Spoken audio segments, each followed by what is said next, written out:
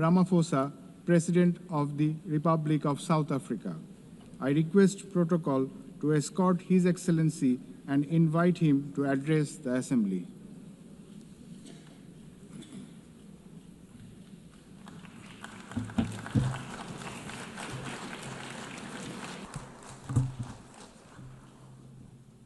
Thank you, President of the 80th session of the UN General Assembly, United Nations Secretary General, Excellencies, Heads of State and Government, and ladies and gentlemen.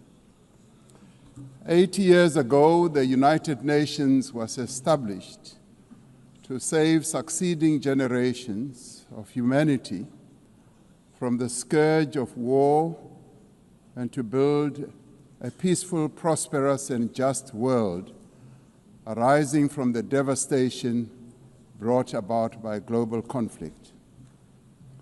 Through the UN Charter, the nations of the world pledged to uphold peace, development, and human rights, which would be underpinned by international law. Now more than ever, we are called upon to uphold the values and advance the purpose of the United Nations. We are also called upon to advance cooperation and solidarity between nations. We are called upon to promote multilateralism and safeguard the institutions that enable it.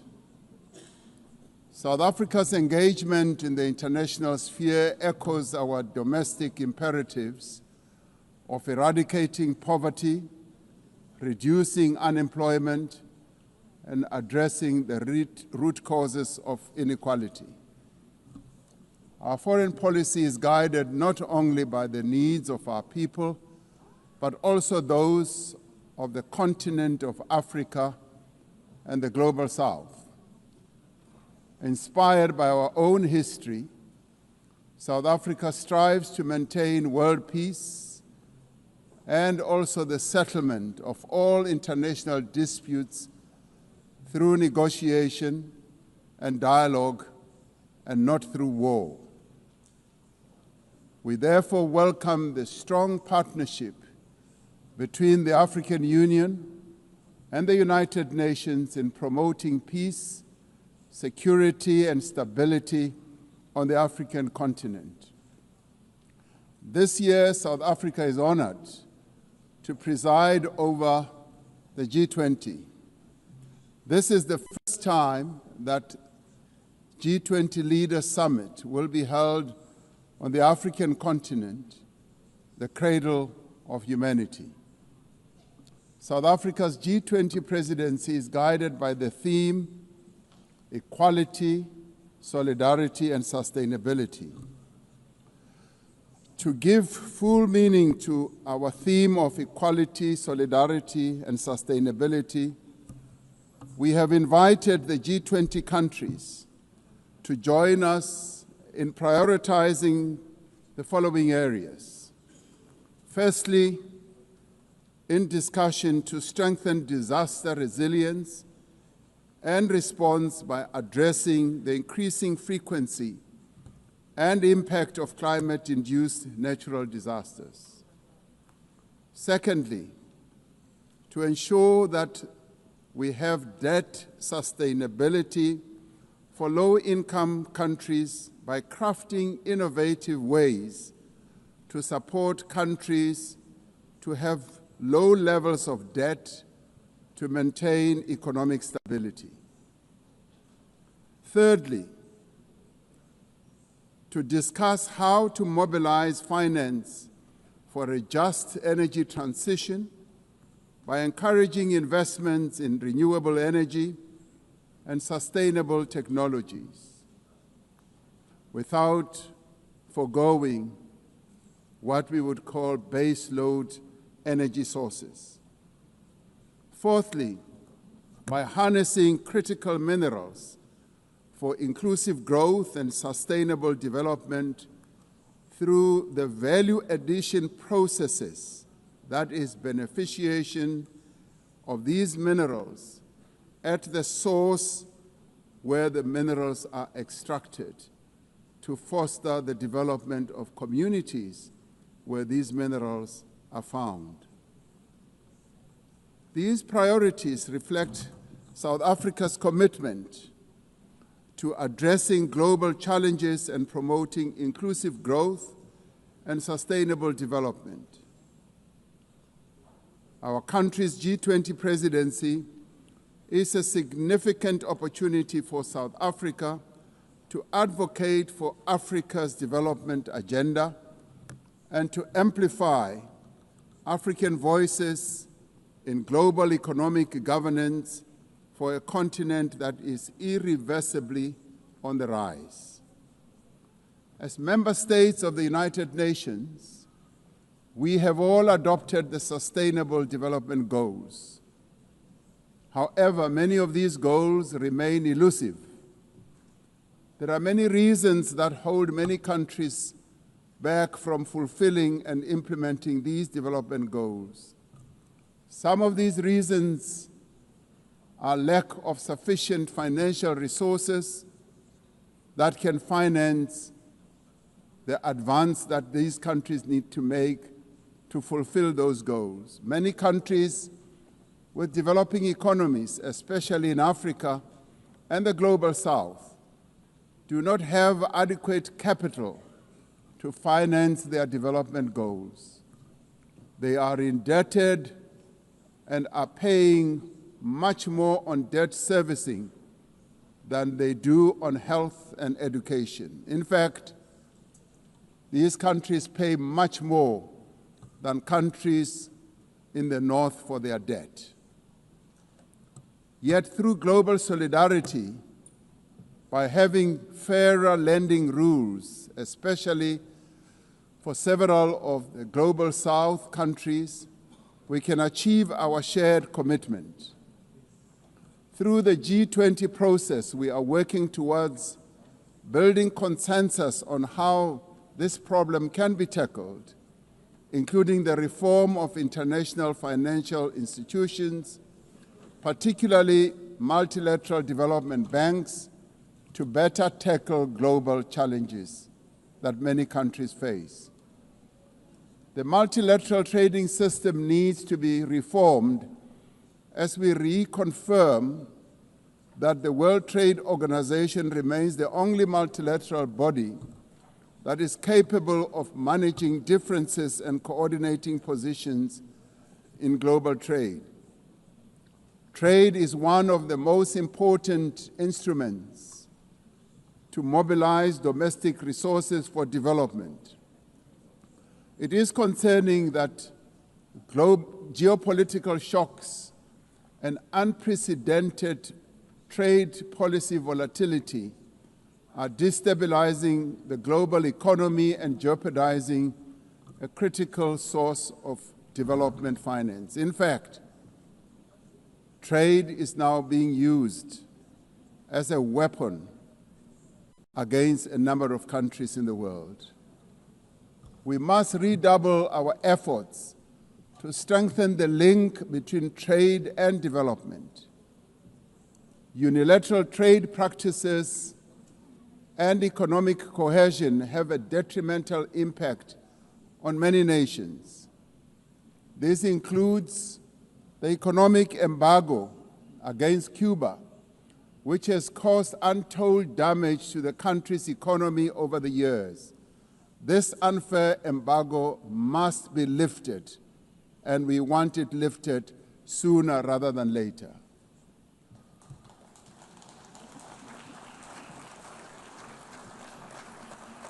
In the midst of global trade uncertainty, the African continent is providing a pragmatic example of constructive collaboration and cooperation by using the African Continental Free Trade Area as an engine for sustainable growth and development. This will, with commitment, become the central pillar of economic cooperation and integration for our continent. As part of the effort to build more inclusive economies, South Africa's G20 presidency has launched an extraordinary committee of independent experts on global wealth inequality. This committee, chaired by Professor Joseph Stiglitz, a Nobel laureate, will deliver the first ever report on global inequality to G20 leaders when they meet in November in Johannesburg in South Africa. Climate change is an existential threat. We are failing future generations by our inability to reduce global warming. Climate change is reversing economic growth and development gains in many countries, especially in the global south. Although Africa carries the least responsibility for climate change, many countries on the continent of Africa experience much of its harshest effects. Extreme weather events like floods and droughts are driving food insecurity, displacing populations, causing damage to infrastructure, and leading to the unnecessary loss of livelihoods. Member states must honor their undertakings and commitments in line with the guiding principle of common but differentiated responsibilities and respective capabilities. The Secretary General recently reported that global military expenditure has reached historic highs, just as the world is falling behind on its core development promises. We are building weapons when we should be building social infrastructure that advance the lives of our people. We are fighting wars that cause death and destruction when we should be fighting poverty and developing the livelihoods of vulnerable people. We must act decisively to silence all the guns everywhere to realize the goal of sustainable development and global peace. And I do believe that this is an objective that is possible to reach. As we commemorate the 80th anniversary of the UN, the relevance of this institution and various multilateral processes for the maintenance of international peace and security is being willfully undermined. There is an increasing reliance on unilateral military action in contravention of international law. The United Nations Security Council has proven to be ineffective in its current form and composition in carrying out its charter mandate to maintain international peace and security. South Africa remains deeply concerned by the erosion of the credibility of the Security Council and its failures to ensure accountability and uphold international law. As the security and humanitarian situations in the Democratic Republic of the Congo, Sudan, Gaza, and elsewhere deteriorate, it is a matter of great concern that there are countries that continue to violate international law and also defy the United Nations resolutions and rulings, also from bodies like the International Court of Justice. The establishment of the Hague Group and the Madrid Group aim to reaffirm the primacy of international law, promoting accountability and ensuring support for a just peace. We cannot and should not accept that members of this organization continue willfully to violate without consequence the charter that we have all agreed to uphold. Therefore, as nations that have pledged to uphold the UN Charter, we have the ultimate responsibility to ensure and protect the rights of the Palestinian people to self-determination, consistent with the case that South Africa brought before the International Court of Justice.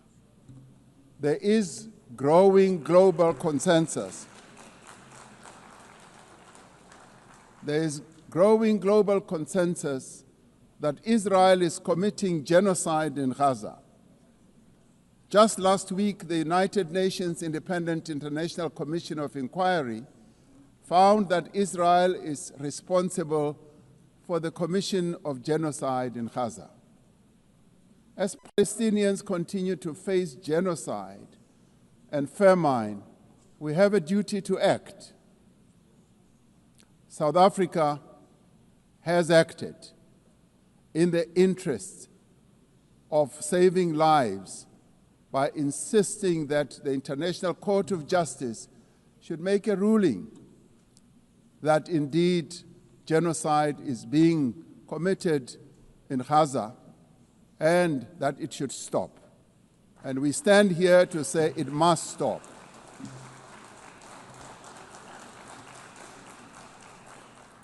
We welcome the historic high-level meeting held yesterday on the two-state solution yesterday in this very chamber.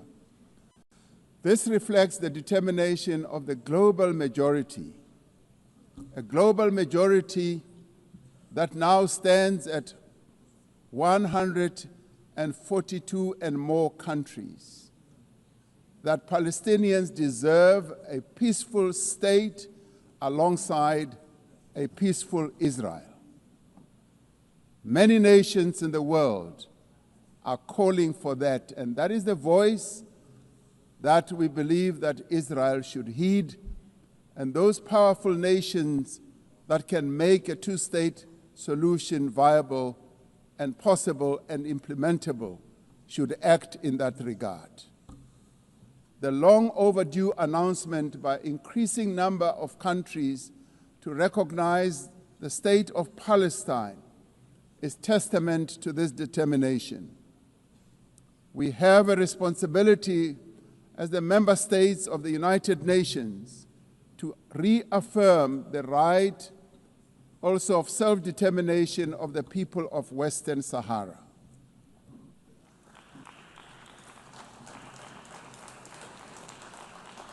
The very first resolution of the United Nations General Assembly in January of 1946 called for the elimination of atomic weapons. The resolution was passed shortly after the catastrophic use of atomic bombs on Hiroshima and Nagasaki that killed thousands of people. Decades later, we have not made significant progress in the fulfillment of the commitment to nuclear disarmament. In 2026, next year, South Africa will be presiding over the first review conference of the Treaty on the Prohibition of Nuclear Weapons. This treaty reaffirms that there is no greater assurance of non-proliferation than the complete prohibition of nuclear weapons. I was glad to hear that a number of leaders stood here to speak against nuclear weapons and the use thereof. This year we celebrate the 30th anniversary of the Beijing Declaration and Platform for Action as a roadmap for the achievement of gender equality, the empowerment of the women and girls of the world. South Africa reaffirms its unwavering commitment to the empowerment of women and their full, equal, and meaningful participation in all spheres of life. Yes, we would support also the election of a female Secretary General of the United Nations. The Beijing conference milestone reminds us of our shared responsibility to advance human rights, dignity, and justice for all. We are all equal, men and women, and there is no reason that we continue to hold the women of the world backwards. The right to development must be central to the policies and operational activities of the United Nations and its specialized agencies, programs, as well as funds. It must be at the core of the policies and strategies of the international financial and multilateral trading systems. As we celebrate 80 years of the United Nations, we must seize the opportunity to build a better United Nations for the next 80 years. What is needed now is a stronger and more capable United Nations. A United Nations that is based on the renewed commitment to its founding principles. We must invigorate the negotiations on the Security Council reform at the intergovernmental negotiations in the General Assembly, including by initiating text-based negotiations. The Security Council must be accountable. It must also be representative. It must be democratic and effective in executing its mandate. We can no longer accept that a large portion of the world's population is not represented in the United Nations Security Council. My own continent, Africa, home to 1.4 billion people, as well as South America, are not represented in the United Nations Security Council. This is unjust, this is unacceptable, and it must end. We want representation in the Security Council. We look forward to working with the Secretary General on the UN80 initiative to ensure that our organization works more effectively and efficiently. Mandates given by member states must be implemented, and the necessary structural changes and program realignment must be implemented across the UN system. In the face of the decrease in funding to the United Nations to fulfill its mandate, the UN80 initiative is important to maintain the integrity of the multilateral system and to uphold international law. Lastly, I am reminded that our collective membership of the United Nations is our shared humanity in action. The United Nations at 80 compels us to reflect on our collective achievements and to chart a way forward, building an organization that is able to address our common challenges. We must rise to the occasion and do our utmost together to ensure the political, economic, and social freedom of all humanity.